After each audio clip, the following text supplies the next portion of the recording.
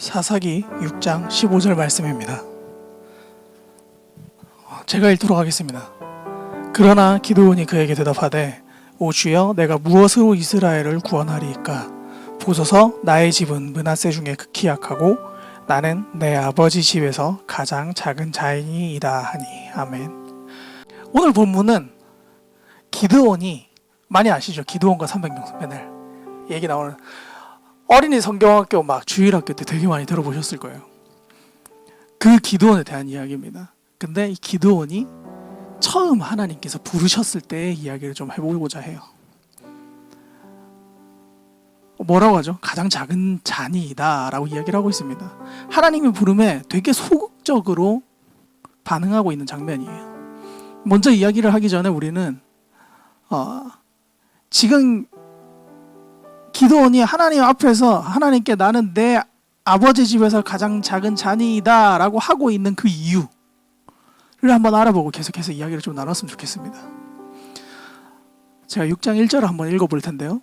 이스라엘 자손이 또 여호와의 목전에 악을 행하였으므로 여호와께서 7년 동안 그들을 미디안의 손에 넘겨주시니 아멘. 오늘 본문의 상황은 먼저 이스라엘 자손이 여호와의 목전에 악을 행하였기 때문에 일어나게 됩니다. 그래서 여호와께서는 어떻게 하시냐면 이스라엘 백성을 이 미디안이라는 그 족속의 손에 붙여서 징계를 하시게 돼요. 7년 동안. 이 미디안 족속은 이스라엘 동편의 사막 지역에서 주로 활동하던 유목민이었거든요. 그래서 이들이 이스라엘에 눌러앉아 계속해서 그런 애국과 같이 그런 통치와 지배와 압제를 한 것이 아니라 시시때때로 찾아와서 약탈해가고 괴롭히고 압제하고 가나안 땅으로 올라와서 그 이스라엘 백성 소유의 곡식과 가축을 닥치는 대로 몰수해 갔습니다. 아까 말했죠. 7년 동안 계속됐다고.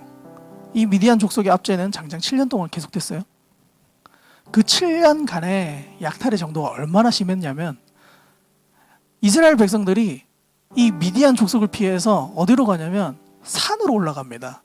근데 그냥 산에서 운막을 짓고 사는 게 아니라 웅덩이를 파고 굴을 파고 산성을 만들어서 피신하면서 살았어요. 그 정도로 압제를 받으면서 살았습니다. 그렇게 미디안 족속들에게 계속해서 괴롭힘을 받던 이스라엘 자손들은 그제서야 다시금은 또 하나님께 부르짖게 돼요. 어떻게 부르짖었을까요? 물론 하나님 살려주세요. 저희가 잘못했습니다. 이렇게 부르짖었겠죠. 그러자 하나님께서는 우리가 보통 이러면 힘들어 내가 바로 구원해 줄게 라고 하실 것 같지만 그보다 먼저 앞서서 한 선지자를 보내셔서 이스라엘이 미디안에게 괴롭힘을 당하는 것은 다른 그 무엇도 아니라 바로 애굽에서부터 자기 백성을 위해 수많은 일을 행하셨던 그 여호와에 대한 불순종으로 인한 결과라는 것을 먼저 찝으십니다. 그것을 먼저 말씀을 하고 넘어가세요. 하지만 하나님께서는 사랑과 은혜의 하나님이시기 때문에 결코 그 지적만 하고 넘어가지 않으십니다. 이번에도 역시 이스라엘을 긍휼히 여기셔서 이스라엘을 구할 한 사사를 세우세요. 바로 그 사람이 기드온입니다. 너무 멋있는 사람이잖아요. 미디안 그 족속에게 당하고 압제당하고 있던 그 세월을 구원해 줄 한 사람의 사사. 너무 멋있는 사람이지 않습니까? 이 사사를 부를 때 처음에 어떻게 가냐면 이렇게 많은 일들이 있은 후에 하나님께서 이스라엘을 구한 이 기드온을 세우시기로 하실 때 12절에서 여호와의 사자가 뭐라 하냐면 큰 용사여라고 이야기를 하면서 불러요. 심지어는 여호와께서 너와 함께 계시도다라고 까지 이야기하고 있는 이 기드온이 오늘 본문에 뭐라고 하냐면 나는 작은 잔이다. 그렇게 하고 있는 겁니다. 제가 11절을 한번 읽어볼 거예요. 천천히 읽을게요. 여호와의 사자가 아비에셀 사람 요아스에게 속한 오브라에 이르러 상수리 나무 아래에 앉으니라. 마침 요아스의 아들 기드온이 미디안 사람에게 알리지 아니하려 하여 밀을 포도주 틀에서 타작하더니 기드온은 밀을 타작하고 있죠. 근데 이 밀을 타작하려면 집안에서 하면 안 되고요. 되게 넓고 평평한 마당에서 하거나 밭에서 타작을 하는 것이 일반적이에요. 근데 기도원이 어디서 타작을 하냐면 포도주를 짜는 그 포도주 틀에서 타작을 하고 있습니다. 이 포도주 틀은 밖에 있는 것도 아니요, 평평한 마당에 있는 것도 아닙니다. 집 안에 있어요. 보통 집 안에 두는데 거기에서는 소량의 곡식밖에 타작을 하지 못해요. 하지만 그럼에도 불구하고 기드온이 포도주 틀에서 밀을 타작하는 것은 미디안 사람에게 발견되어서 곡식을 빼앗기지 않기 위해서였을 것입니다. 큰 용사여라고 했어요. 여러분, 용사라고 하면 대담하게 막 싸우고 이래야 되잖아요. 앞서 12절에서 여호와의 사자가 큰 용사여라고 한 것과는 상당히 비교가 되는 행동입니다. 11절에서 볼 수 있는 이 기드온의 모습은 미디안을 물리치기 위한 용사와 같은 대담한 모습을 가진 기드온이 아니라 나의 곡식이 언제든지 빼앗길 것 같다, 너무 무서운데? 라고 오들오들 떨면서 막 포도주 틀에서 기드온한테 미디안 사람들에게 걸리면 안 되는데, 미디안 사람들 두려워하는 그런 보통 사람에 지나지 않는다는 것을 알 수 있습니다. 하지만 하나님께서는 직접 기드온에게 이렇게 말씀하세요. 너는 가서 너의 힘으로 이스라엘을 미디안의 손에서 구원하라. 내가 너를 보낸 것이 아니냐라고 하세요. 하나님께서는요, 그가 용사의 재질이라서 부르신 것이 아닙니다. 하나님께서는 그가 미디안 족속을 물리치겠다라는 어떤 특별한 마음을 가지고 있기 때문에 기드온을 부르신 것이 아니에요. 그래서 기드온을 선택하신 것이 아니라는 사실이에요. 성도 여러분, 우리가 이 자리에서 다시 한번 기억해야 될 것은 하나님께서 우리를 선택하시는 그 어떤 이유는 우리의 신분, 우리의 자질, 우리의 재능, 그 어떤 우리의 마음, 어떤 인간적인 능력에 의존해서 우리를 선택하시는 것이 아니라는 사실입니다. 그렇다면 무엇이죠? 온전히 우리가 하나님의 일을 하는 이 힘의 근원은 오로지 하나님께 있다는 사실입니다. 하나님께서 부르셨다면 그 뒤는 하나님께서 책임지신다는 거죠. 여러분, 어떠한 일을 할 때, 어떠한 일을 진행시킬 때 보통 어떻게 진행을 하십니까? 계획을 하고 무언가를 진행을 하면 항상 우리가 얘기하는 것들이죠. 합리적으로 좀 진행을 해야 된다. 계획적으로. 이게 제가 막 뭐 생각이 안 나서 그런데 아다리라고 보통 했거든요. 저희 때는. 그게 맞아야, 아다리가 맞아야 뭐 일을 진행을 하지라는 식으로 이야기를 하는 거예요. 네? 합리적인 것이 뭐예요, 여러분? 계산하고 재보고 정확히 우리의 생각으로 또 각이 나와야 일을 진행하는 것, 그것을 바로 합리적인 일의 진행이라고 이야기를 하지 않습니까? 하지만 우리가 오늘 이 합리적이라는 말을 다르게 해석해야 될 것은 우리의 계산이 합리적이 아니라 바로 기독교인들의 합리란 주님의 말씀에 순종하는 것이라는 사실입니다.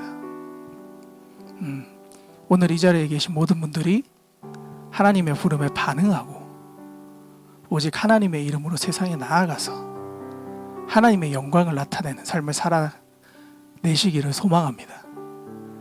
우리는 지난 금요일에 여기 오신 분들도 계시겠지만 장광훈 목사님의 설교를 들었어요.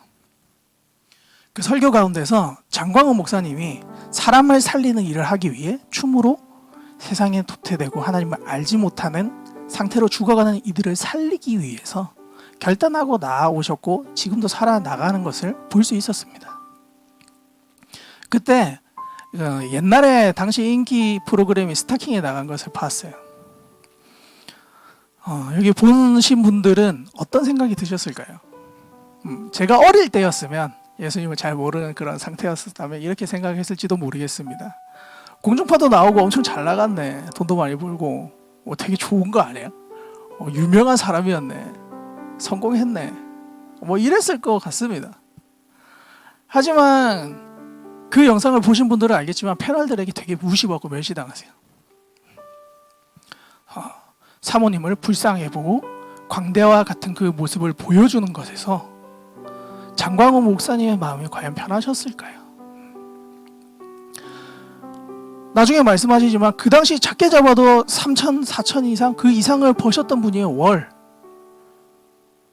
하지만 그 분이 그 최저 생계비를 제외하고서 모든 것을 선교사님들에게 헌금하고 헌신하고 후원을 했을 때 그 목사님이 그 희생과 헌신이 무엇으로 돌아왔어요? 공중파 방송에서의 멸시로 돌아옵니다.